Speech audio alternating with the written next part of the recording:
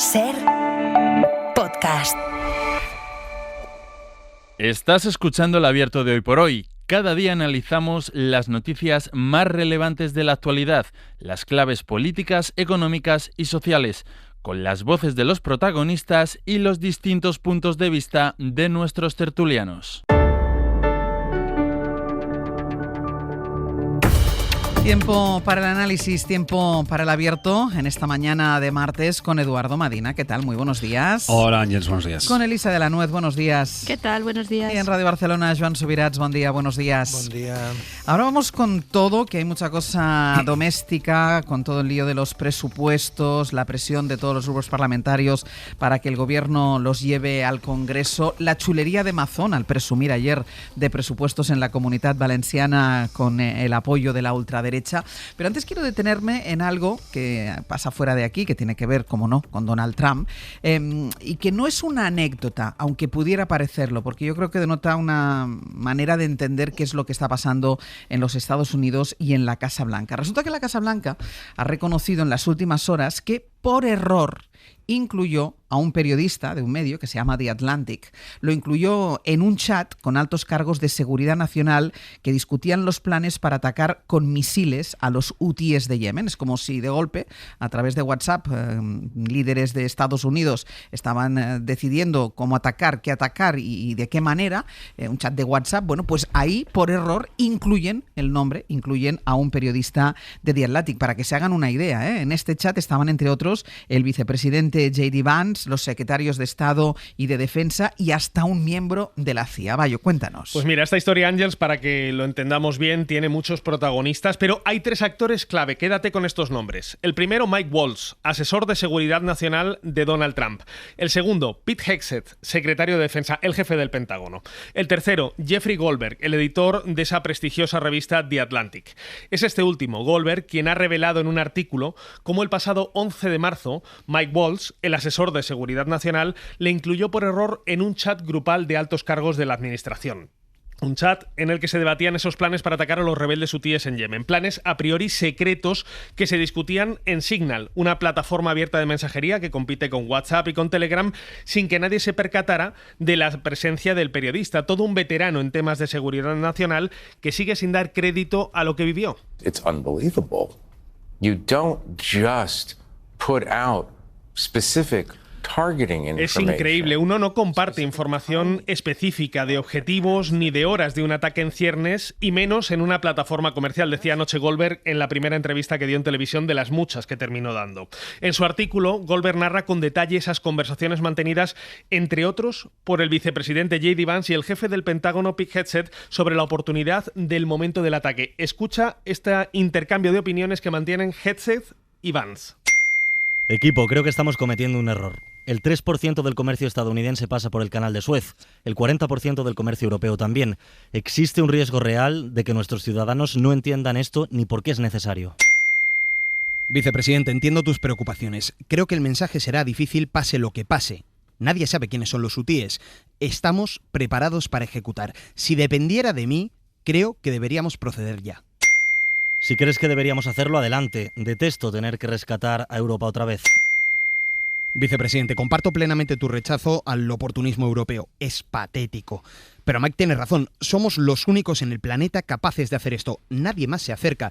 La cuestión es el momento oportuno. Creo que deberíamos proceder, pero el presidente aún conserva 24 horas de margen de decisión. En fin, una conversación, Ángels, en la que se destila ese odio de buena parte de la administración estadounidense hacia los socios europeos.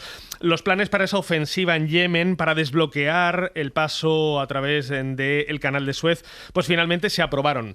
Y el día del ataque, Goldberg, el periodista, cuenta cómo aparcó su coche en el aparcamiento de un centro comercial y siguió en directo el desarrollo de la operación en Yemen a través de ese chat grupal, constatando que efectivamente esos ataques se estaban produciendo en directo mientras los participantes intercambiaban emojis. Emojis, sí, lo has oído bien, emojis.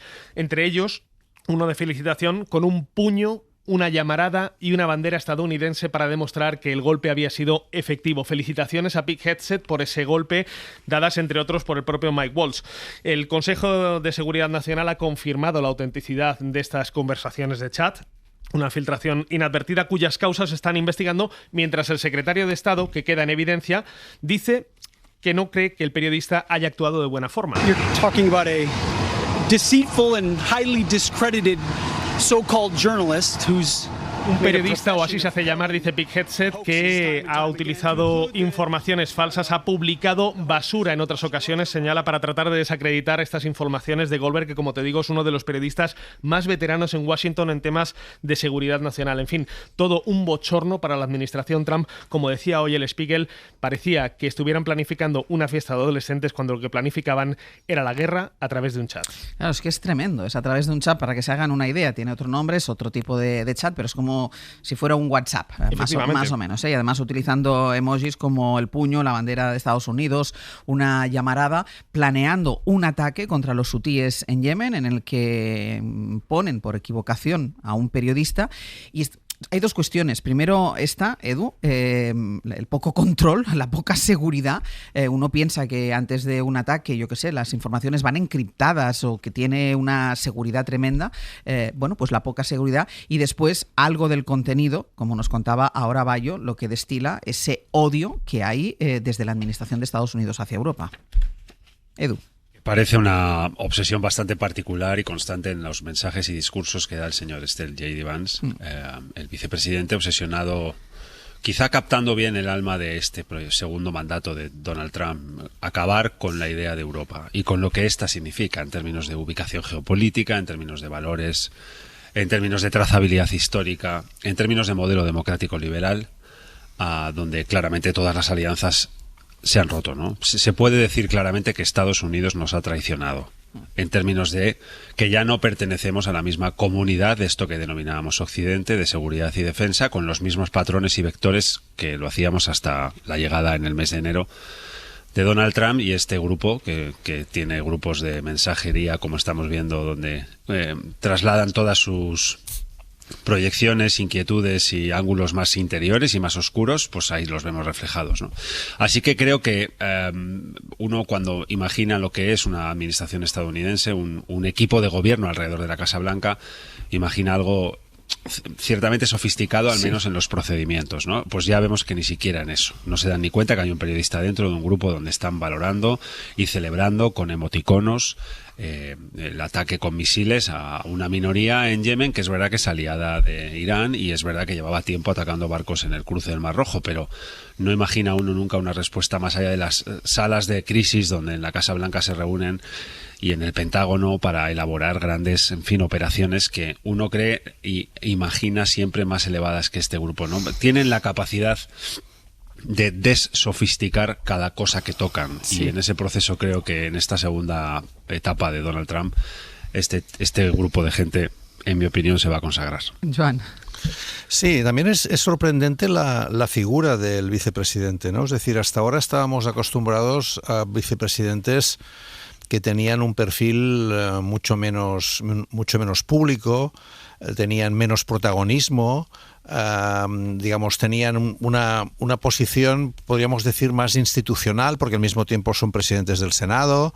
Es decir, tenían un rol muy distinto. En este caso estamos viendo a un vicepresidente que tiene posiciones cada vez más ejecutivas, diríamos, ¿no? Es decir, no solo en este caso de los hutíes, ¿no? Sino por ejemplo, recordemos el famoso debate en el despacho Oval, ¿no? Con Zelensky. Sí. Y las declaraciones, como la recordaba Eduardo Madina, constantes que está teniendo sobre Europa, cuando vino a Europa y empezó a atacar directamente en Europa a los europeos y a las instituciones europeas, a las universidades. Es decir, hay una especie de protagonismo muy fuerte de un vicepresidente que además aparece, mira que Trump es radical, pues este aparece como con una dosis más de radicalidad, ¿no? En sus planteamientos, mucho menos, digamos, ¿cómo llamaríamos? Perdido, que en los casos de Trump a veces dice una cosa, luego dice la otra, ¿no? En este caso estamos viendo una lógica como sistemática. Si lo tuviera más claro él. Mucho más claro. Sí, lo cual es preocupante porque uno tiene, ¿cuánto tienes? Casi 80 años y él me parece que tiene como menos de 50, ¿no? Sí. Por lo tanto, diríamos, es más preocupante en el caso del vicepresidente que casi que en el caso del presidente, a pesar de que los dos nos están poniendo muchas dificultades, ¿no? Y luego está el tema de Europa, ¿no? Que también es recurrente, porque les tenemos que pagar la factura a ellos, que se espabilen. Sí que es verdad que hemos de proteger la libertad en los mares, la libertad comercial en los mares, pero es patético que tengamos que hacerlo esto a Europa, ¿no? Y por lo tanto hay también, ¿no?, una constatación más de esa animadversión a una Europa que se considera, digamos, que se ha aprovechado de Estados Unidos y es lo que decía ahora Eduardo Medina. Está muy claro que hay una fisura moral y, digamos, ¿cómo llamaríamos?, de adhesión a valores que ya no son los mismos y que irremediablemente, ¿no?, se considera que ya no son los mismos. Elisa. Sí, a mí me interesa destacar que has comentado una anécdota. Yo creo que no es una anécdota, esto es cómo funciona. Que podría parecer una anécdota, claro, exacto. Esto es cómo funciona la nueva administración americana, ¿no? Y entonces, claro, nos podemos reír, pero esto es muy, muy grave y muy preocupante, ¿no? Y revela también otra cosa que también estamos viendo muy claramente, que Trump se ha rodeado de unos personajes que serán amigos suyos o serán yes men, que le dicen a todo que sí, que básicamente son incompetentes e ineptos y muy poco profesionales, ¿no? Y esto también es algo que desde luego da mucho que pensar. Otra cosa importante, por lo que he leído, es evidente que programar este tipo de operaciones a través de un chat pues viola no sé cuántas normas, no sé si son 6 o 7, donde evidentemente en una administración normal, vamos a decirlo así, estas cosas no se hacen así, ¿no? Hay unos métodos y unos procedimientos, como también decíais, que hay que respetar y también es marca de la casa. Me salto todas las normas, me salto todos los procedimientos, me da un poco todo igual, ¿no? Y luego también otra cuestión que también ha apuntado Joan, es que realmente el papel del vicepresidente es extrañísimo, ¿no? Porque hasta ahora los vicepresidentes no tenían este mando en plaza, vamos a decirlo así, que aquí es muy visible, ¿no? Es un poco como si, bueno, vamos a esperar a lo que diga el presidente, pero yo ya estoy aquí un poco tomando decisiones. Y creo que también otra cosa importante, efectivamente, la línea ideológica más consistente, vamos a decirlo así, es precisamente la de Vance, porque Trump sabemos que cada mañana pues dice una cosa diferente. Y eso también creo que es preocupante en el sentido que la línea ideológica es muy clara y ya estamos viendo de qué va, ¿no? Pero sí que me gustaría un poco resaltar que, claro, si esto es la nueva administración americana, los errores que se pueden cometer, suponiendo que sean errores, los problemas que puede dar son absolutamente increíbles. En primer lugar para ellos, ¿no? Pero también es evidente que para el resto del mundo. Entonces, sí que creo que esto es simplemente poner de relieve cómo en apenas 2 meses, ¿no?, un poco más de 2 meses, puedes destruir una administración razonablemente eficiente y profesional simplemente poniendo al frente a gente que son, pues no sé cómo decirlo, ¿no?, pues tus amigos, personajes, claramente una panda, como dice Spiegel, de personas que se comportan como adolescentes, cuando te estás, digamos, jugando cosas importantísimas, ¿no? Y realmente muy, muy preocupante como mínimo. Estábamos hablando de la importancia o del papel que está jugando en este segundo mandato de Donald Trump el vicepresidente. Lo decía Joan Subirats. Yo no quiero olvidar una cosa, y es que en las próximas horas ya no solo el vicepresidente, sino la segunda dama de los Estados Unidos, la mujer del vicepresidente J.D. Vance, se va a Groenlandia, ¿no, Bayo? Usha Vance va a hacer una visita, dice, cultural a Groenlandia para participar o presenciar al menos una carrera de trineos y contagiarse un poco del espíritu groenlandés. Eso es lo que cuenta oficialmente la oficina de la segunda dama, que va a ir acompañada a este viaje, o casualmente, por Mike Waltz, el que creó el chat del ataque a Yemen, el asesor de seguridad nacional de Donald Trump, quien insiste constantemente en que Estados Unidos va a tomar el control, por las buenas o por las malas, de Groenlandia. Recordemos, un territorio autónomo de Dinamarca. El gobierno groenlandés considera que esta maniobra, esta visita de Usha Vance, que va a producirse a partir de este jueves, es muy agresiva, sobre todo teniendo en cuenta que acaban de ser las elecciones y que ahora mismo están en un periodo de transición entre un gobierno y otro. Donald Trump ayer insistía en que se trata de una visita amistosa, que en ningún caso busca la provocación. Será su visión, porque su hijo ya estuvo durante el periodo antes de que entrara en la Casa Blanca visitando Groenlandia, ahora es la segunda dama. Esperemos que pronto no lo haga el presidente estadounidense en un carácter bastante poco amistoso. Claro, Joan, y eras tú quien destacabas el papel de J.D. Vance, y decía una cosa Elisa, que era la línea ideológica. Claro, uno tiene la sensación de que se podía pensar, a pesar de que ya sabemos en qué punto está el Partido Republicano en Estados Unidos, pero bueno, que era seguidismo de Donald Trump, que podía ser un verso aparte, que cuando terminara Trump se podría reconvertir. Pero claro, da la sensación que la línea ideológica del Partido Republicano, quien la representa es J.D. Vance, que es el sucesor y además ya se está imponiendo como tal. Sí, además estaba leyendo hace poco que esa visita a Groenlandia nadie les ha invitado. O sea, es una visita que ellos han decidido ir a un acto público y por lo tanto se presentan allí, digamos, sin que Dinamarca les haya invitado. Evidentemente, lo que no va a hacer Dinamarca, supongo, es prohibirles entrar en el país, porque eso sería otra posición. Pero claro, es muy bestia, digamos, dejádmelo decir así, que con todo lo que se ha dicho sobre Groenlandia, pues el hijo de Trump se presente allí, ahora vaya la mujer del vicepresidente con un responsable de seguridad, sin que nadie les haya invitado. O sea, imaginaos la situación, ¿no? Imaginémonos por un momento, ¿no? Que no sé, que Francia dijera que tiene intereses en Mallorca y de golpe, pues, no apareciera la mujer del presidente francés a una visita allí a Mallorca, no sé. Sí. Me resulta inconcebible, digamos, ¿no? En esta situación. Y claro, tú decías, Ángels, y esto representa una línea ideológica mucho más consistente. Es que realmente lo que es preocupante es ver, digamos, lo que se publicaba en Heritage Foundation hace unos meses sobre lo que ellos estaban pensando que tenía que ser la nueva administración americana en el 2025. Heritage Foundation está detrás de todos los procesos, digamos, ideológicos que son mucho más consistentes de lo que aparentemente Trump dice o desdice, y ahí detrás sí que sabes que hay un proyecto muy preocupante, muy alejado de la tradición democrática liberal de Estados Unidos y evidentemente de la nuestra. Yo creo que ahí está la clave, ¿no? Porque en realidad este último proceso, en la línea de lo que sugiere Subirach, es yo creo que el eje de casi todos los asuntos que tratamos de Estados Unidos, ¿no? Zonas relativamente marginales de la esfera política, de la conversación política, se han hecho con el centro del control político del país. Unos son estos, de la Heritage Foundation, otro es este grupo de personas un poco con comportamientos anómalos, desinstitucionalizados, hipervulgarizados, que no atienden a las normas, a los protocolos institucionales, siempre con sensación de ser el sheriff en el pueblo del oeste, que pueden hacer lo que quieran, que no tienen que respetar a nada y a nadie, y que por tanto tienen, en el caso de lo que toca Groenlandia, que no deja de ser un territorio con 60.000, menos de 60.000 habitantes, que es una zona autónoma de un país miembro de la Unión Europea, que se llama Dinamarca, que tiene particularidades a todos los efectos, y que resulta que ha llegado un señor a la Casa Blanca que cree que hay zonas cercanas, geográficas, porque entiende el mundo en clave de mapa geográfico, que le pertenecen a él. Como hay otro en el otro lado que cree que hay un país que se llama Ucrania que le pertenece a él. Y como seguramente hay otro que cree que hay una isla en mares alejados en Asia que también le pertenece a él. Es decir, hay tres en el mundo hoy que operan en claves de que lo que está cerca más o menos geográficamente me pertenece. Y resulta que Groenlandia, pues por la parte de arriba está relativamente cerca de Estados Unidos. Y hay un señor en la Casa Blanca que cree que eso puede terminar siendo suyo. ¿Cómo?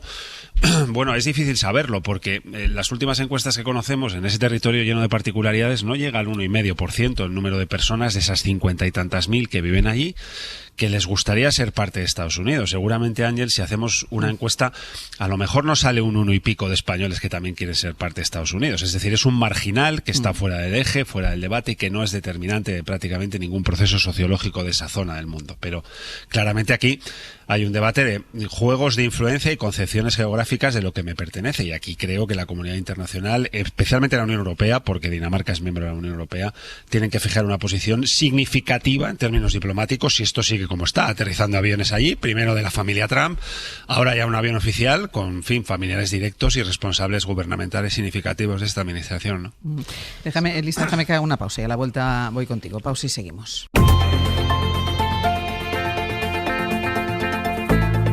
El Abierto. Ser podcast. el Abierto Eduardo Madina, Elisa de la Nuez y Joan Subirats, hablando de la administración Trump, hablando de Estados Unidos, de esas maneras, como decía Edu, de sheriff de pueblo del oeste. Hemos estado comentando ese fallo enorme de seguridad al incluir a un periodista en un chat en el que se decide y se habla sobre ese ataque a los hutíes de Yemen. Hemos estado hablando también del papel de J.D. Vance, del vicepresidente del gobierno, y no solo de él, también de su esposa, que ahora se va a Groenlandia, ese territorio que forma parte de Dinamarca, y lo recordaba Edu, Dinamarca, que es país de la Unión Europea y también de la OTAN, pero el que pretende Donald Trump. Y Elisa, tenías tú la palabra. Sí, no, yo quería un poco subrayar lo mismo que han dicho Edu y Joan, ¿no? Esto es inconcebible, claro, porque ya no jugamos con las reglas, ¿no? Jugamos, no se sabe si sin reglas o con unas reglas que van cambiando. Entonces, lo que comentabais, primero va la familia de Trump, ahora parece que es una visita semioficial porque es una visita cultural, es la mujer del vicepresidente, que por cierto nunca sabíamos quién era la mujer del vicepresidente, la o famosa, el marido en el último caso. O el marido, efectivamente. O sea, que es esto de la segunda dama. Yo esto no lo había oído en mi vida. Pero claro, lo difícil es cómo reaccionas en un entorno donde, insisto, ya las reglas que conocías no aplican o no aplican para una de las partes y no se sabe muy bien cuáles son las nuevas o si las hay o si van cambiando sobre la marcha, ¿no? Y en ese sentido, como también apuntáis, claro, ¿qué hace Dinamarca o qué hace Groenlandia? Pues es, claro, una visita cultural, pues no le vas a prohibir a la señora que se baje, pero es todo muy, muy loco, ¿no?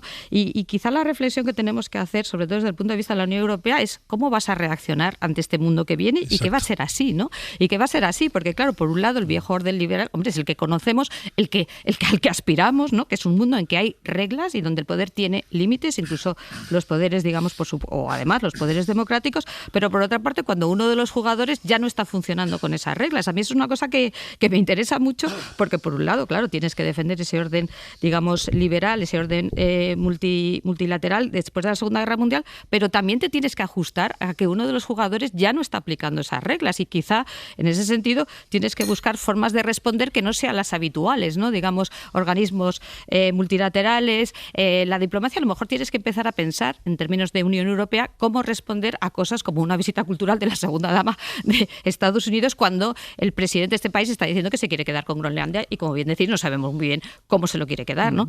Esto es para pensar. Y mientras tanto, Estados Unidos en el eje de las negociaciones para un alto el fuego en Ucrania. Ayer hubo reunión, bueno, está habiendo larguísimas reuniones y negociaciones en Riad. Hoy dice Ucrania que va a volver a sentarse con Estados Unidos, porque ya saben que Rusia se sienta con Estados Unidos, pero Estados Unidos se sienta a su vez con Ucrania. Es decir, el debate o la negociación nunca es a tres bandas, con las tres bandas sentados en la mesa. Hoy Ucrania dice que va a volver a sentarse con Estados Unidos después de que ayer lo hiciera con Rusia. Estados Unidos y Rusia fueron 12 horas de reunión, 12 horas de negociación con la delegación del Kremlin, que Estados Unidos vendió de la forma más optimista posible. Pablo Morán, buenos días. Hola Ángeles, buenos días. Optimismo de Washington a la salida de esa larguísima reunión. Dice que una tregua temporal está más cerca que nunca, aunque ayer ni siquiera quisieron mostrar el documento conjunto que teóricamente entendemos que sí suscribieron Rusia y Estados Unidos después de esa reunión.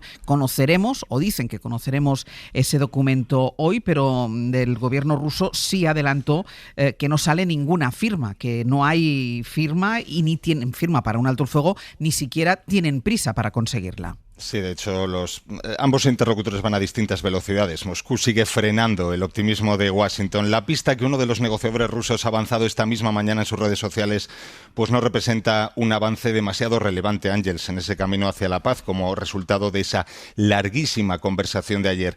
Ese negociador dice en el mensaje que las negociaciones continuarán y que van a involucrar a Naciones Unidas y otros países de forma independiente, sin aclarar qué países ni qué grado de participación tendrán. Ahí estaría la novedad, pero ningún avance, como digo, relevante. Esto lo que sugiere una vez más es que Putin intenta ganar tiempo y mantener abierta la vía de negociación mientras golpea en el frente de guerra. Esta misma mañana Ucrania denuncia nuevos ataques a lo largo de la madrugada después de los estragos que provocó el bombardeo de anoche en la ciudad de Sumi, con más de 90 heridos, algunos niños, porque el ataque alcanzó una escuela. Ataques que son motivo suficiente para que Zelensky reclame más presión a Rusia para obligarla a aceptar el alto el fuego completo. De momento, lo que se negocia o negoció ayer fueron los detalles de esa tregua parcial sobre las infraestructuras energéticas y, sobre todo, extender esa tregua al Mar Negro, algo que también le interesa a Rusia. A lo largo del día sabremos qué resultados concretos tuvo esa reunión de ayer, como decías, de 12 horas. Las delegaciones han enviado el borrador de declaración a Washington y Moscú para que le den el visto bueno. Allí en Riad sigue la delegación ucraniana, que hoy espera tener una nueva charla con los estadounidenses, pero las certezas hasta ahora, como digo, es que los bombardeos siguen y además con fuerza, mientras Moscú sigue dilatando los tiempos, esperando seguramente nuevas concesiones. Pablo, gracias. A ti, hasta luego. Veremos en las próximas horas. Conocemos el contenido de ese documento que firmaron después de esas largas negociaciones. A ver qué es lo que contiene. Vamos a hacer una pausa. A la vuelta vamos a ir ya con cuestiones domésticas que sobre todo se centran en los presupuestos. Primero en los presupuestos de la Comunidad Valenciana y después en los presupuestos generales del Estado, que no van a ir al Congreso y que ya se lo exige al presidente del Gobierno, no solo la oposición, sino también sus socios de investidura y sus socios en el Gobierno.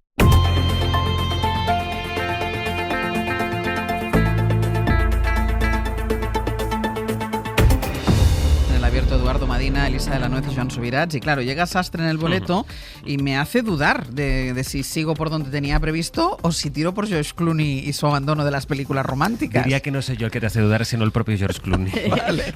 Pero conste que es una de las noticias más importantes que vamos a dar esta mañana. Bueno, sí, es importante. Oye, es importante. Vale. No por eso lo has incluido tú en el boletín de las 9. ¿A partir de qué edad dejas de competir con chavales de 25? Pues a mí esa duda me interesa. Pues yo creo que George Clooney no tiene límite. No tiene límite. Vale, puede seguir compitiendo porque ganará siempre. Exacto. O sea, no hay ningún problema. Totalmente de acuerdo. Vamos, ¿ves? Yo como quería introducir este tema porque sabía que Elisa sabía yo. Vamos con el asunto que sí teníamos previsto. Ayer el presidente valenciano, Carlos Mazón, que se ha especializado en los últimos días en no acudir a los sitios donde se le espera, ya saben que solo apareció en Las Fallas en el último día y ahí medio escondido en el balcón, o en las fiestas de Castellón, donde no ha aparecido, pero sí estuvo ayer en Alicante y se reivindicó, se puso en valor él y su pacto con la ultraderecha para aprobar los presupuestos. El presidente, que no se sabía dónde estaba en el momento más importante, el de la carrera política marcada por esa ausencia del día 29 de octubre, bueno, pues él ayer le reprochó al presidente del Gobierno, Pedro Sánchez, la ausencia de sus presupuestos, que no se atreve a llevar a las Cortes un proyecto para el que no tiene mayoría, y lo resumió de una forma bastante gráfica, porque por comparación resulta que Mazón sí tiene lo que se tiene que tener. Estoy orgulloso de haber presentado los presupuestos que necesita mi tierra, que cada uno asuma su responsabilidad. Yo he asumido la mía. Ahí están los presupuestos. Y hay otro señor que no ha asumido su responsabilidad. Hemos cumplido con nuestra obligación. Y si después de haber ocurrido la desgracia más grande de la historia de España, o no ha ocurrido la desgracia más grande de la historia de España este año pasado, aquí, en Valencia, o es que no ha ocurrido. Si tú no tienes lo que tienes que tener para presentar los presupuestos de la reconstrucción de la desgracia más grande de España, es que no te mereces ser presidente del Gobierno de España. Eso es lo que te pasa. Bueno, era ayer también cuando Feijóo convocaba a los varones del partido, aunque no estaba Mazón en esa convocatoria, no fue, estaba en Alicante, pero sí se preocupó Génova en que no parezca que vuelven a desmarcarse de Mazón, en ese ir y venir, en ese hoy sí estamos con Mazón, ahora nos distanciamos, ahora toca apoyarle, y para eso de hecho envió a ese acto de Alicante a Elías Bendodo, en el que dejó claro que la dirección del PP ahora está con Mazón. Su acuerdo presupuestario con Vox es lo que Génova quiere que sirva de ejemplo en otros territorios, en otras comunidades autónomas donde está pendiente la aprobación de los presupuestos. Y claro, ante esto, ayer salió Vox, salió el portavoz José Antonio Fuster, dejando claro que si alguien quiere pactos con la ultraderecha, tiene que hacer como Mazón, exactamente igual que Mazón, salir y hablar como si hablara la ultraderecha. Discurso contra los migrantes, contra el cambio climático. Mazón ha marcado el camino. Eso es lo que nosotros queremos.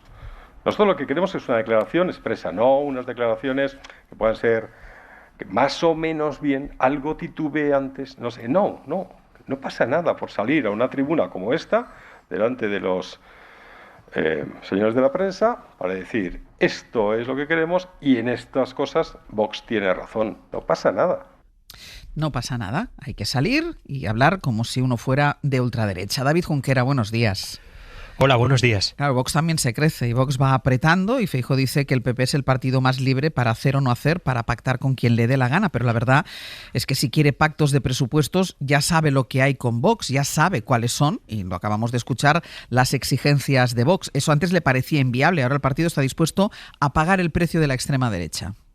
Sí, muy dispuesto. Hay una cosa que dijo Feijóo al hacerse con el despacho de la planta séptima de Génova, que sí está cumpliendo rajatabla, lo de no hacer un partido centralista. El actual líder del PP, podemos decir que fue varón antes que fraile, y sabe de sobra lo celosas que son las autonomías de su independencia. Por ello, y porque sabe que precisamente su predecesor fue atropellado por el deseo de someter a todos los territorios, el gobernado por Ayuso en particular, ahora Feijóo les da bastante manga ancha a sus presidentes regionales.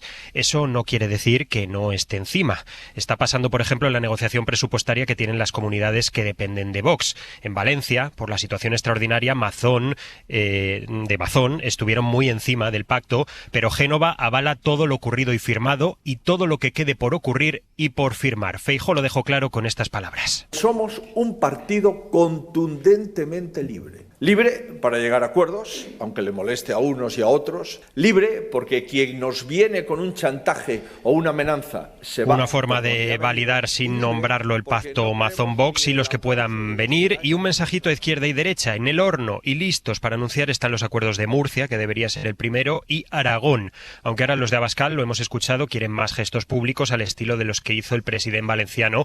Esto no debería ser problema. En Génova aseguran que si los ingredientes son los mismos y el precio es similar, lo pagamos sin problema. Esto quiere decir renegar de Pacto Verde o de los repartos migratorios. De hecho, ya hemos visto movimientos y declaraciones de Miras y de Azcón en ese sentido, aunque fuentes de ambas regiones nos recuerdan que sus presidentes están fuertes y Abascal y compañía no pueden exprimirles de la misma forma que han hecho con Mazón.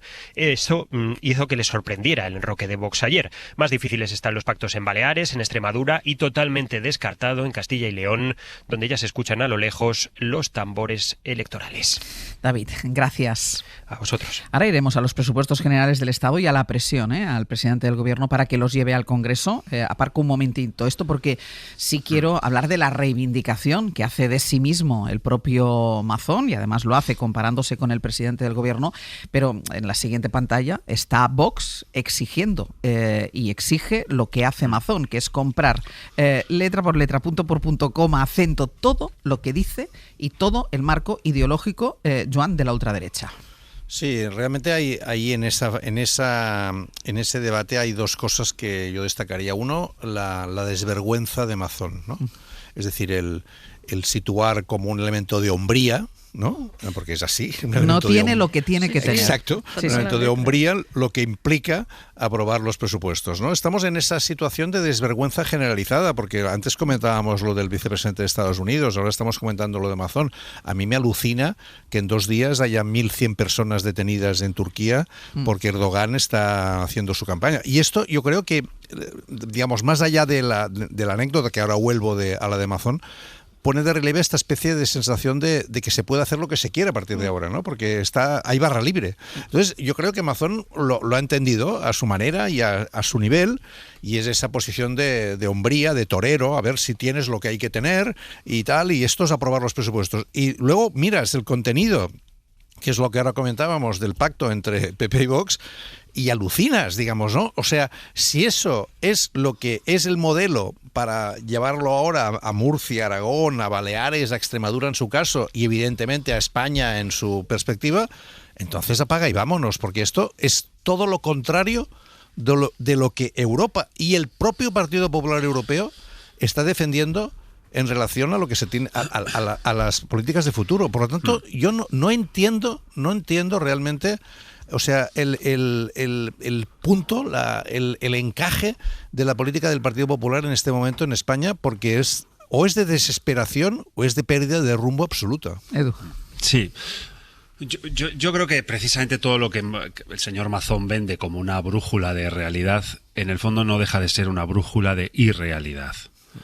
Porque cuando uno tiene tanta capacidad para aceptar lo que piensan los demás, en el fondo no está sino desnudando una enorme vulnerabilidad, una enorme incapacidad propia.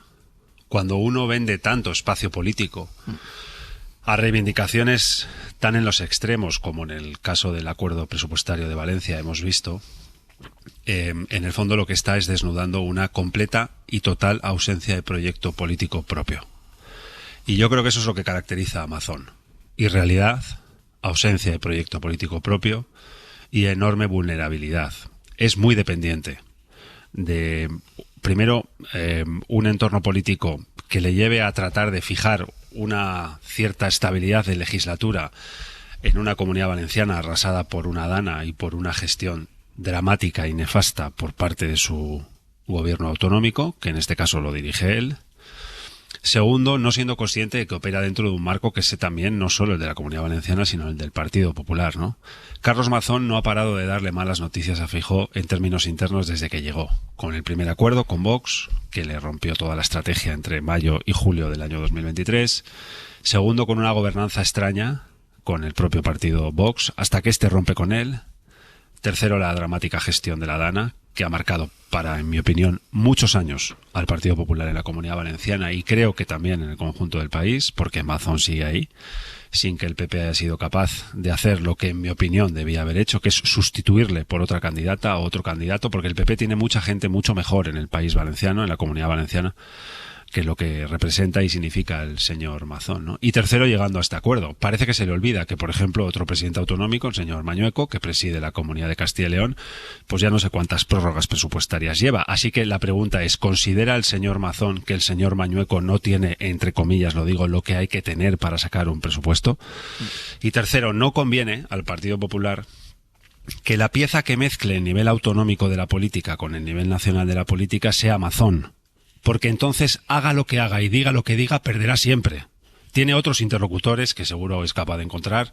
Si en el debate que filtra la línea autonómica, la política autonómica, allí donde se discuten las comunidades autónomas en lo que les resulta competente hacia adentro, con la política nacional, lo que le compete al gobierno central, si el interlocutor, el sherpa de esos dos niveles es Mazón, que se den por perdidos. No tiene absolutamente ninguna capacidad de elevar ningún asunto autonómico a categoría nacional, porque siempre que aparezca a nivel de periscopio y se le vea salir a nivel nacional, no tardará ninguna ciudadana y ningún ciudadano en recordar que este es el señor que pactó con la ultraderecha xenófoba y racista, que este es el señor que gestionó la Generalitat en la dana peor que ha vivido este país y la Comunidad Valenciana en todas no sé cuántas décadas, y por tanto es un interlocutor que, digamos, tiene poca legitimidad para salir a ese debate, ¿no? El PP tiene aquí un problema y me temo que la Comunidad Valenciana también. Pero Edu, sí, lo único que quería comentar es que el análisis de Edu me parece muy bien, pero el PP, como ahora se ha comentado en la crónica, aprobó ese acuerdo. No, lo avala, pero lo avala y lo pone de ejemplo para otras comunidades. O sea, no es Mazón por su cuenta, digamos. Sí, veremos a ver si sucede en más comunidades. Ya. Lo dudo, pero sí. No, yo un poco en la misma línea. O sea, yo había apuntado desfachatez, ¿no? Esa es la y es un poco en la línea de lo que estamos viendo. Todo vale, da todo igual, incluso el lenguaje, ¿no? Que recuerda un poco ya un lenguaje tipo Jesús Gil, ¿no? De estas cosas un poco así casposas, exacto, de tremendas, ¿no? Entonces esto todo vale, pero como bien decís, el problema del todo vale es que está avalado por el PP y totalmente de acuerdo que mientras sea esto un referente político para el PP, no tienen nada que hacer a nivel nacional. Además había apuntado otra cosa, es que el PP es un poco como Trump, en el sentido de que en sus relaciones con Mazón, quiero aclarar, según qué día, pues lo apoyo o no lo apoyo, o según las vicisitudes que vayan ocurriendo. Y esto es totalmente dramático desde el punto de vista del PP a nivel nacional, ¿no? Porque no solo porque Vox sea un partido de extrema derecha, sino porque es un partido putinista, es que no sé cómo decirlo ya, y estás en un contexto europeo donde Putin es el enemigo común. ¿Cómo te presentas con estos mimbres en ningún sitio, ¿no? O sea, a mí me parece increíble. También me parece increíble que el señor Mazón hable de asumir responsabilidades políticas, pero oiga, usted desde el día 29 tenía que haberse ido a su casa y si no se fue voluntariamente, que era lo que tenía que haber hecho, tenía que haber hecho algo el PP. No puedo estar más de acuerdo. Por tanto, que este señor hable de asumir responsabilidades, a mí es que es lo que he puesto desfachatez, pero sí que me interesa señalar que efectivamente es un problema gordísimo para el PP y lo que se está poniendo de relieve es que el PP no tiene una estrategia a medio o largo largo plazo, sino es voy salvando los muebles, lo que él considere ir salvando los muebles, que yo considero que es básicamente algo muy diferente, y que además todo vale, ¿no? Y el todo vale en los tiempos en que corren me parece que no es una buena salida si pretende ser un partido de gobierno, y esto también aplica, que supongo que ahora hablaremos, al que efectivamente está en el gobierno. No todo puede valer. Y además eso hace crecer, yo creo que las declaraciones de Fuster son claras en eso, hace crecer a Vox, que impone sus condiciones, porque hablábamos del fondo, ¿no? De ese marco ideológico que el Partido Popular le compra a la ultraderecha, pero es que Vox le está exigiendo que suba a las tribunas a explicarlo con el mismo lenguaje, es decir, que Vox, a medida que el Partido Popular se va entregando a él, claro, evidentemente se va creciendo. Vamos a hacer una pausa, vamos a seguir hablando de presupuestos, pero en este caso de los presupuestos generales del Estado y de esa presión que hay sobre el presidente del Gobierno para que lleve esas cuentas al Congreso. En el abierto, Eduardo Madina, Elisa de la Nuez y Joan Subirats, estábamos contando que el PP quiere cerrar pactos presupuestarios, aunque sea a costa de asumir y de verbalizar las tesis de Vox para seguir reprochándole a Sánchez que él no puede hacerlo, que él no es capaz de cerrar unos presupuestos, pero lo cierto es que el Partido Popular no es el único que comparte esta observación al Gobierno o esta exigencia al Gobierno. Guillermo Lerma, hola de nuevo. Hola de nuevo, Ángels. Porque el propio Gobierno se hace la observación a sí mismo, porque Sumar, que es miembro de la coalición de Gobierno, está más en la teoría de que hay que presentar presupuestos aunque sea para que el Parlamento los tumbe, y entre los socios de investidura del Ejecutivo hay más voces así, justo cuando Sánchez va a volver a pedir apoyo para incrementar la inversión en defensa. ¿Qué dice el Partido Socialista, Guille? Pues el Partido Socialista dice que entiende el debate que se genera entre los socios, pero que por ahora los planes no cambian, que la decisión sigue siendo no llevar a la Cámara las cuentas si no hay votos suficientes para sacarlas adelante. Anoche era la vicepresidenta del Gobierno, Yolanda Díaz, la que pedía al presidente que cumpla con su propia palabra. Fue Sánchez quien aseguró que sí o sí trasladaría los presupuestos a la Cámara y que cumpla también, le dice, con el deber que le marca la propia Constitución. Yo creo que el Gobierno de España tiene la obligación de presentar los presupuestos generales del Estado. Y digo más, tiene la obligación de intentar sacarlos adelante. Y creo que el Gobierno de España no se debe de rendir. Hay obligación de presentar los presupuestos generales del Estado. Y dos, hay que intentarlo. Y creo que el Gobierno de España no se debe de rendir. Yolanda Díaz en declaraciones al canal 24 Horas. Entre los socialistas hay quien admite que debatir y votar unos presupuestos que por un lado tendrían un incremento de las partidas de defensa y que también contarían con un aumento de la inversión social podría servir esa maniobra para retratar a la derecha y a los propios socios de izquierdas que voten que no. Socios como Podemos, que también aumentan la presión. Pablo Fernández. El Gobierno tiene la obligación constitucional de presentar el proyecto de presupuesto. Lo que debería hacer el Partido Socialista es intentar recabar los apoyos necesarios para que los presupuestos generales del Estado salgan adelante. Y lo que debería hacer, y lo que llevamos un año y medio exigiendo al Gobierno, es que recabe los apoyos, en primer lugar, de los partidos de izquierdas. Socios como Podemos que piden al Gobierno que presente las cuentas, aunque a la vez admiten que no tienen ningún incentivo para apoyarlas. Lo que ha trasladado Sánchez a los suyos es que la decisión es esa, no ahondar en los desacuerdos de la mayoría de investidura, ahorrarse la foto de otra derrota parlamentaria que además, dicen en el PSOE, solo serviría para dar balas de oposición al PP. Guille, gracias. Hasta luego. Claro, es que nos vamos a encontrar, Elisa, mañana con que el presidente del Gobierno comparece en el Congreso para explicar los argumentos por los que hay que aumentar la inversión en defensa, pero no va a haber presupuestos para ello. Sí, es totalmente también lo que decía en relación con que no todo vale, ¿no? Yo creo que también es importante que se haya puesto la obligación de presentar los presupuestos, digamos, en el debate público, porque no solo es una obligación constitucional, es una obligación democrática. Es decir, nuestro Gobierno depende de la confianza del Parlamento. Tenemos una democracia parlamentaria y, digamos, el elemento básico de la confianza se traduce en apoyar unos presupuestos. Que no quiere decir que no se puedan prorrogar los presupuestos. Claro, se pueden prorrogar, pero esto es de forma excepcional. Si tú lo que ocurre es que no quieres llevar los presupuestos porque piensan que no te los van a aprobar, es que no tienes la confianza de la Cámara para gobernar y tienes que sacar las conclusiones pertinentes. Por tanto, o llevas los presupuestos, negocias, intentan que te los apruebes, o lo razonable es entender que no tienes la confianza del Parlamento, aunque no te hayan puesto una moción de censura, que es muy difícil, aunque no haya una cuestión de confianza, sencillamente no tienes la confianza del Parlamento. Si a eso le unes que tienes que hacer, o has prometido hacer en el ámbito europeo, una inversión importante en defensa, es que esto ya no da más de sí. Es decir, yo insistiría mucho en que no solo es un tema jurídico, que lo es, por supuesto, sino que también es un tema de democracia. Es decir, es importante entender que tú tienes que gobernar con la confianza del Parlamento y que si no la tienes, pues no tienes la confianza del Parlamento. Y yo creo que no hay mucho más que decir. Y ya sé que hay muchas comunidades autónomas que hacen lo mismo, que han prorrogado presupuestos, pues muy mal todas, ¿no? Porque esto siempre que digo estas cosas en X me dicen, es que el PP, pues sí, también muy mal, pero es que hay que tener claro que el presentar los presupuestos es una obligación constitucional que demuestra si tienes o no tienes la confianza del Parlamento para gobernar, y no hay otra, y no hay una situación excepcional que, digamos, te avale para esa prórroga, como pudiera ser otras cuestiones, adelanto electoral, etcétera. Y yo creo que no hay mucho más que decir. Es que no hay mucho más que decir.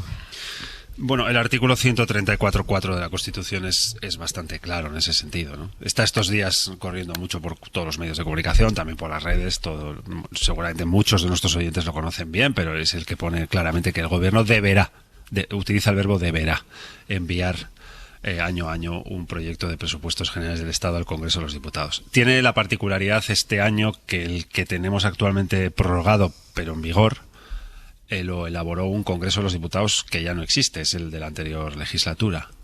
Y que esta prórroga, que ya estamos de facto en otra prórroga, porque debería haberlos enviado en el mes de octubre y la semana que viene sería ya el mes de abril, pues estamos en segunda prórroga de facto, ¿no? Bueno, yo creo que no debemos acostumbrarnos a pensar que las legislaturas como esta son legislaturas normales, porque creo que esta no lo es. Lo he dicho muchas veces, lo repito una vez más, la legislatura no tiene condiciones de gobernabilidad, no las tiene desde el principio, y la prueba evidente está en que la prórroga presupuestaria va a suceder por segunda vez. Veremos a ver si es capaz el gobierno en el mes de octubre de enviar un presupuesto para el año siguiente. Yo lo doy por perdido ya desde hace tiempo. No espero que el gobierno lo envíe, porque enviar uno ahora quiere decir que en octubre tiene que enviar otro. El esfuerzo que requieren dos negociaciones de esta magnitud, seguramente si en el gobierno hay alguien pensando en elaborarlos, pues será ya para el ejercicio 2026. Es donde creo que puede haber una opción de corregir esta sensación de prórroga constante, ¿no? Y creo que todo remite a lo mismo, que no hay condiciones de gobernabilidad, porque las casi 50 leyes que el gobierno ha perdido en lo que va de legislatura, más las dos prórrogas presupuestarias, lo demuestran de manera clara. Pero yo estoy seguro que este país recuperará pronto ese punto que señala Yolanda Díaz, que yo comparto plenamente lo que ha dicho. Creo que el gobierno está en la obligación y el Parlamento tiene que valorar si lo aprueba o no. Y el gobierno, una vez que el Parlamento lo apruebe o no, tiene que tomar sus decisiones. Ha habido veces que el gobierno manda un presupuesto al Parlamento, el Parlamento lo rechaza y el gobierno continúa. Y ha habido veces que el gobierno envía un presupuesto al Parlamento, el Parlamento lo rechaza y el gobierno disuelve las Cortes y convoca elecciones. Ha habido de todo, tenemos precedentes, pero claramente hay que enviarlo. Y hay que enviarlo porque cuando uno tiene un proyecto político, en letras, lo tiene también en números, en cifras, para poder llevarlo a cabo. Dice, todo esto tiene este coste, esta inversión, este ingreso y este gasto, y así lo voy a hacer, ¿no? Entonces creo que no debemos acostumbrarnos a que esta anomalía sea normal. Joan. Sí, yo creo que aquí hay dos elementos, ¿no? Uno estructural y uno más coyuntural, ¿no? El estructural es lo que tanto Elisa como Edu comentaban, la obligación constitucional de presentar el presupuesto, que tiene una parte que no hemos mencionado, que es que no hay sanción para que no se haga. O sea, no hay sanción jurídica. Exacto, no hay sanción jurídica. Lo puede haber política, ¿no? Que es lo que estamos discutiendo, ¿no? Y la opinión pública puede llegar a sus conclusiones, pero no hay una sanción jurídica. Y esto tiene que ver con un elemento más estructural de fondo, que es una democracia parlamentaria, que Elisa comentaba, pero es una democracia parlamentaria con una fuerte posición del Ejecutivo. Porque el Ejecutivo no está obligado por la Constitución ni a hacer cada año un Estado de la Nación, ni a discutir antes de un Consejo Europeo la posición de España en la política europea, como sí hacen otros países, ni tiene la obligación, ni hay sanción para la no presentación de los presupuestos, ni hay esa cláusula de presentación de una ley o de un presupuesto vinculado a la cuestión de confianza, ¿no?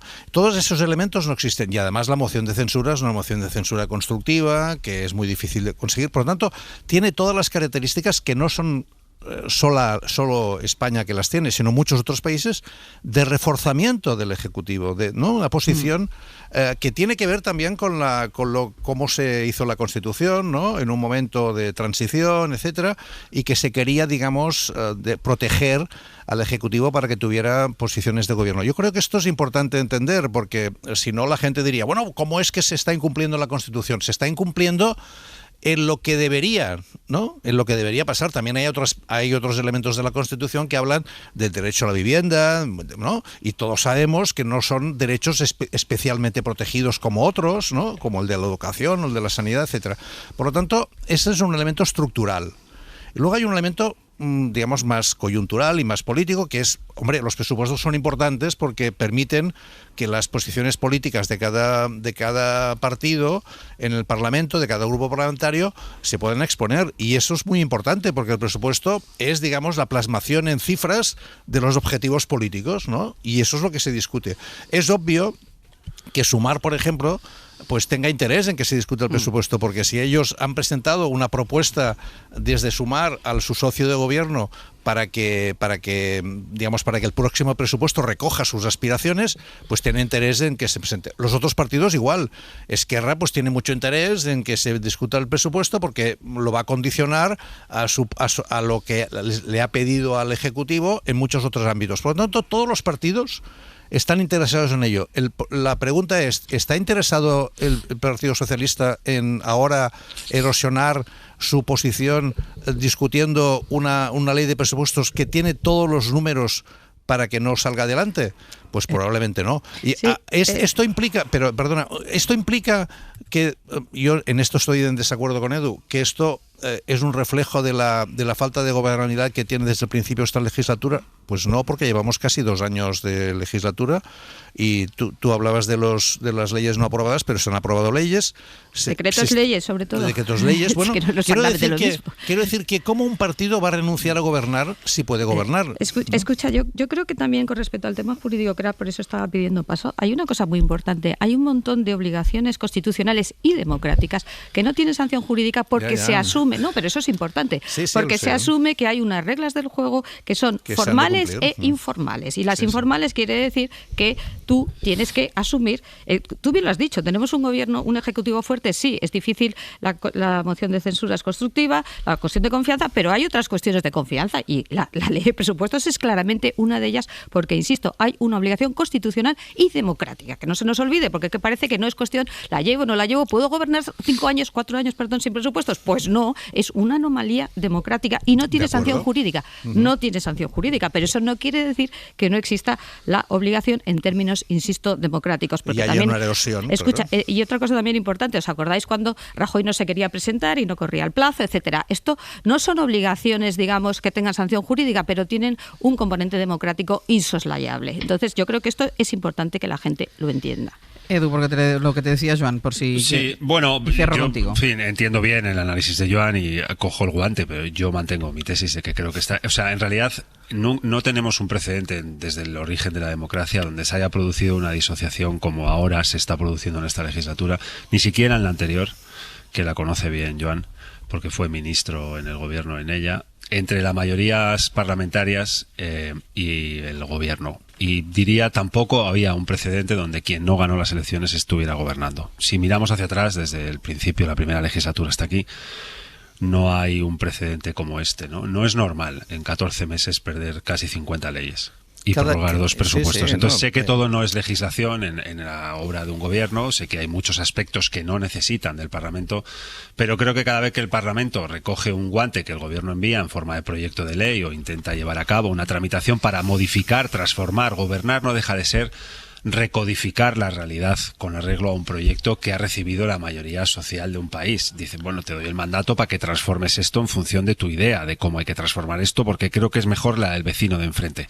Bien, cada vez que el Parlamento recibe una propuesta al gobierno suele tumbarla. La semana pasada tumbó una agencia pública de salud. Sí, increíble. O sea, hay enormes dificultades y de hecho creo que veremos poco proyecto de ley. Y de hecho los órdenes del día tienen mucho martes, tienen mucho miércoles y mucho jueves. Para los oyentes oyentes que no estén familiarizados, que son seguro la gran mayoría con el reglamento del Congreso, pues el martes suele ser iniciativa no legislativa, el miércoles suele ser la sesión de control y el jueves suele tener un orden del día de trámite ordinario de legislación. Y suelen estar muy vacíos los jueves, porque no hay legislación, porque el gobierno sabe que no tiene el Parlamento con unos arreglos de gobernabilidad mínimamente previsibles en una legislatura que no cuenta con condiciones de gobernabilidad.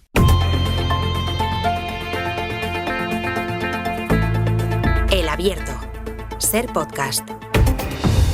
El Abierto, Eduardo Madina, Elisa de la Nuez y Joan Subirats. No vamos a tener mucho tiempo para comentarlo, pero yo no me resisto a explicar lo que pasó ayer en el Congreso de los Diputados con la comparecencia de María Dolores de Cospedal, la que fue ministra de Defensa en la última etapa de Mariano Rajoy al frente del Gobierno, que acudió a la comisión que investiga la conocida como Operación Cataluña, que es como se conoce a la guerra sucia contra el independentismo, contra los líderes independentistas catalanes por parte de ese ejecutivo, del ejecutivo de Mariano Rajoy. Javier Bañuelos, buenos días. ¿Qué tal? Buenos días, Ángels. Cospedal reiteró en esa comparecencia, Bañuelos, y lo hizo en varias ocasiones, que ella no tuvo nada que ver y puso en duda la veracidad de unos audios en las que se le escucha perfectamente a ella hablando con Villarejo.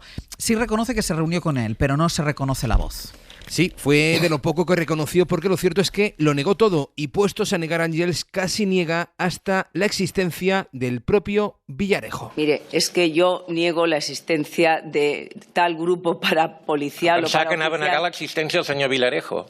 ¿Existe el señor Villarejo? Podemos... Puesto, si lo han tenido ustedes aquí, claro. Sí. Incluso tuvo problemas para entender la traducción del catalán de Junts. Perdón, señoría, no, es que no sube casi el altavoz y le oigo muy mal. Bueno, si su señoría pudiera hablar en castellano, yo se lo agradecería mucho, porque he visto que lo habla bien al leer. Bueno, en castellano sí son las grabaciones de Villarejo reveladas ayer por RACU. Es que generalmente yo no escucho esa emisora, señoría. No he oído nada. Bueno, y con ese punto de partida, la exsecretaria general del Partido Popular no se movió ni un milímetro de su guión. Ni me preocupaba, ni reconozco que el contenido de esos audios sea verídico. En aquellos audios, Villarejo ya le grabó llamando supuestamente hijo de puta a Pablo Iglesias y ahora también insultando al juez Pablo Ruz. ¿Monigotes les puede llamar usted en alguna ocasión? Jamás lo he hecho. Ruz es un monigote, ¿no? ¿Tú lo sabes? De las pocas confesiones que vimos, Cospedal admitió entre 6 y 9 reuniones en su despacho con Villarejo, pero sí lo hizo fue por el bien de su partido. Porque si hay una persona que me quiere dar información sobre algo que pueda afectar a mi partido político, yo tenía la obligación de escucharlo. Bueno, Cospedal negó una y mil veces la veracidad de las grabaciones de Villarejo, tanto que desesperó a la diputada Aina Vidal. ¿Cree que eso es inteligencia artificial? Sí. ¿Eso es una pregunta o es lo que es una pregunta? Se lo pregunta a usted. Si pienso que eso es inteligencia artificial. Sí, pregunto. Pues mire, yo no lo sé, no tengo ni idea. La misma laguna Ángels tuvo cuando le preguntaron quién le presentó al comisario Villarejo. Baño, gracias. A vosotros, un abrazo. Y claro, pensábamos que en la comparecencia, la reaparición de Dolores de Cospedal en el Congreso de los Diputados, bien se merecía. Ángeles Caballero, buenos días. ¿Qué tal? Buenos días. Bien se merecía unas cuantas líneas en tu cuaderno. Pues sí, mira, yo creo que fueron esas 3 horas aproximadamente de comparecencia, así que daban para más de un cuaderno, creo yo, porque la de ayer apareció regia, con esa apariencia suya de siempre, la de una mujer que no se altera, pero que al mismo tiempo parece que jamás se relaja. Hablamos efectivamente de María Dolores de Cospedal, abogada del Estado, que fue consejera de Obras Públicas y Transporte con Esperanza Aguirre, la que rompió el techo de hormigón de socialismo en Castilla-La Mancha, ministra de Defensa, secretaria general del Partido Popular y candidata a presidir su partido. Cuentan que antes de llegar al Palacio de Fuensalida, sede del gobierno castellano-manchego, un dirigente del PSOE le dijo al entonces todopoderoso cardenal Cañizares: ¿vais a permitir que la candidata del PP sea una madre soltera? Dicen de ella que con los años ha construido una coraza de titanio, que siempre ha sido perfeccionista hasta el extremo. Ayer compareció, dijo ella, gustosa de hacerlo. Hasta que, claro, empezaron las preguntas y asomó la altivez y las pocas ganas de dar explicaciones. No escucho esa emisora, respondió cuando le preguntaron su opinión acerca de los audios emitidos por RACU de sus conversaciones con el excomisario Villarejo. Es una mujer que no quiere perder las formas ni los estribos, aunque luego en esas conversaciones privadas, con esa frase «joder, es la bomba», le salga como a todas el barrio que llevamos dentro. Hace tiempo que no leo sobre ese asunto ni lo pienso volver a hacer, dice. quiere hacer borrón y cuenta nueva, hacer como que nada de esto ha pasado. Todo esto de lo que usted me habla, eso a lo que llaman Operación Cataluña, es ficción, señoría. ¿Quién le dice, diputado, si esos audios no son editados, si ha fallado la cadena de custodia? Me fío más de mi memoria que de una grabación que puede estar manipulada, dijo. Yo creo que le faltó añadir que igual todo esto, como decía el personaje de Noemí Argüelles en Paquita Salas, es culpa de una cuenta hackeada por un hacker turco. Correosa e incómoda, especialmente con las diputadas Belarra y Vidal, quiere dejar claro que esto ya no va con ella, que la dejen en paz, que bastante tiene. Lo que resulta alucinante es que quiere hacernos creer que no sabía nada y que lo suyo era tan solo reunirse con un señor jubilado de vez en cuando, como mucho dijo 5 minutos para charlar de sus cosas. Hicimos lo que hicimos, humildemente un trabajo que cambió la historia de Cataluña, de 62 a 50. Creo que fue positivo, dice Villarejo. De 62 a 50. Y ahora la que lo dice soy yo. Joder, María Dolores, es la bomba. Hay documentación acreditada, hay audios, hay de todo que prueban la existencia de esa Operación Cataluña, pero cuando se le pregunta a los que estaban en la sala de mando, que en este caso sería Moncloa, Joan, nadie sabe nada. Es más, no reconoce uno ni su propia voz. Es que lo decía ahora, ¿no? Digamos, en el cuaderno, la altivez, yo diría, esa presencia pétrea, ¿no? Iba a decir de cemento, ¿no? Que tiene uno al ir, digamos, negando cualquier cosa que se le diga que, digamos, sobre la cual hay enormes certezas y elementos. Y es verdad que digamos, Cospedal hizo alarde de esa altivez, de esa posición pétrea, pero es muy difícil negar esto, como ha sido muy difícil por parte del Partido Popular en negar, por ejemplo, pues que se financió de manera irregular y hay sentencias claras sobre el respecto. Pero si se niega, ¿no? Que M. Rajoy, sí, por eso te digo M. Rajoy. Que entonces allí, entonces dice que se fía más de su memoria, pero cuando le preguntaron cuántas veces vio a Villarejo, dice, pues no sé, debieron ser 6, 8, 9, no se acuerda. Tampoco, ¿no? Edu, 30 segundos, que me queda muy poquito. Sí, bueno, se defienden de un pasado que es el suyo y que es un pasado que les ataca, porque vistos en el espejo de aquellos años, lo que hicieron con un señor que se dedicaba a espiar a oponentes políticos, un impresentable, pues que es además un corrupto y un impresentable, pues es evidente que les ataca, así que se defienden de sí mismos. Es una especie de el fantasma de las Navidades pasadas, ¿no? Que aparece por esta comparecencia en el Congreso y que nos trae el recuerdo de un tiempo que afortunadamente ya se fue. No me da tiempo a más, porque quiero dedicar los últimos minutos a algo que sigue sucediendo y que es muy grave, y al menos para ir actualizando la situación, y para que todos la tengamos presente, y son los ataques de Israel sobre Gaza, una semana después de que Netanyahu rompiera el alto el fuego. Por el momento son ya más de 700 personas las que han sido asesinadas por las bombas del ejército israelí desde entonces, en la última semana, desde que Israel rompió el alto el fuego. En la zona está Miguel Flores. Buenos días.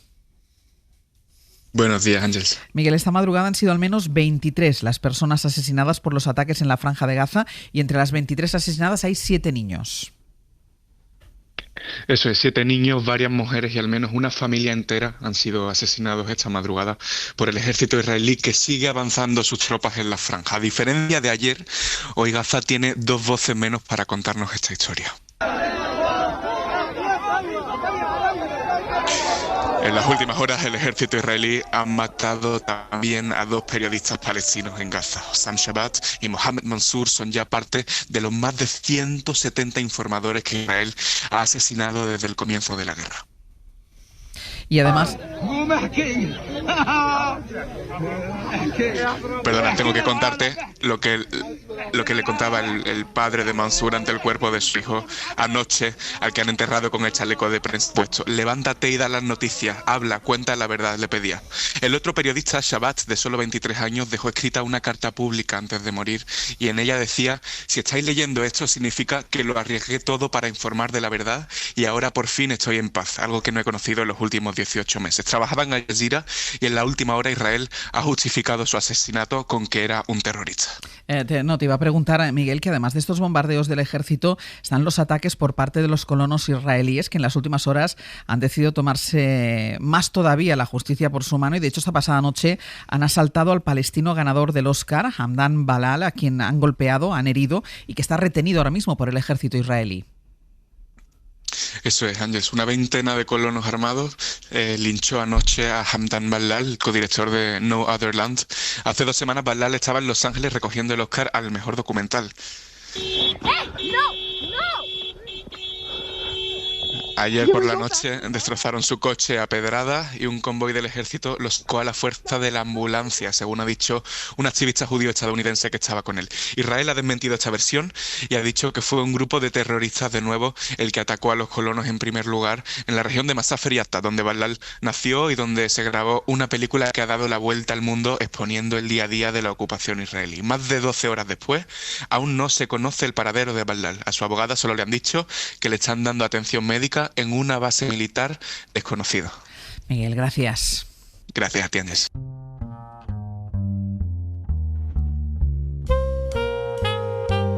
Hoy por hoy noticias.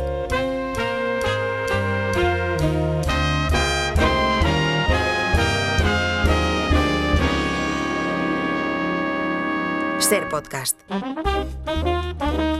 ¿Qué me estás diciendo? Que no espere que cante porque es instrumental. Correcto, es puro jazz, se titula Pastel de queso y eso va a tener su importancia a lo largo del avance. Vale, pues aquí están Pepe Rubio y Sergio Castro, buenos días. Muy buenas. Para contarnos el avance. Lo que significa que a partir de las 10 tenemos una nueva cita con el Comando Norte. Vamos a poner hoy la mirada en el anteproyecto de ley del Gobierno que inicia ahora su trámite parlamentario para regular el consumo de alcohol de los jóvenes españoles. Lo vamos a hacer con, por supuesto, Aitana Castaño y Nacho Carretero, pero también con el doctor y el especialista Rodrigo Córdoba. Así empezamos la parte de Max. Muy bien, interesante. Bueno, en mis experiencias, ¿recuerdas hablando de queso, aquel libro de ¿Quién se ha llevado mi queso? De Spencer Johnson, que hablaba de la motivación empresarial, de cómo reinventarse, que estaba de moda entonces y tal, para motivarse, pues yo creo que mi experiencia de hoy que viene con Chema Rodríguez, Pilar Molina, 70 años, no sé si leyó el libro, pero fue profesora de literatura y lengua y en la jubilación se le ocurrió montar en el garaje de su casa un obrador para hacer tartas de queso. Y bueno, esta mujer a los 70 años ya tiene 6 tiendas de tartas, tiene un éxito tremendo. Se ha convertido en una gran empresaria a los 70 años. Qué bueno. Maravilloso. Y después Eduardo Barba en el jardín, aparte de que ya pueden llamar al 900, 100, 800 para cualquier duda que tengan sobre jardín, plantas, para consultarlas a Eduardo Barba. Hoy nuestro jardinero fiel hablará de los líquenes, algas y musgos que crecen en las paredes y en los suelos. Son esas plantas que no hay que cuidar, que van solas. Vale, muy bien. Y vamos a cerrar el programa con 15 minutos de fama con Martín Bianchi. El equipo va a hablar de varias cosas. Yo con Eduardo Madina he pactado estas dos.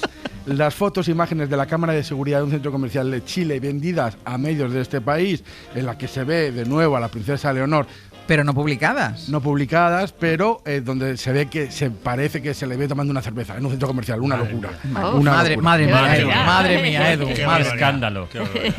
Con esta barbaridad de Eduardo Madino paso yo a la siguiente noticia, que es el ingreso en un hospital de Isabel Pantoja, ahora ya en casa. Se desconocen los motivos, pero sí se sabe algo, Madina, que es muy feo. Y es que ninguno de sus hijos fue a verla. ¿Qué me dices? Eso es un tema relevante para tratar hoy. Vamos, es que te voy a tener que cambiar el abierto.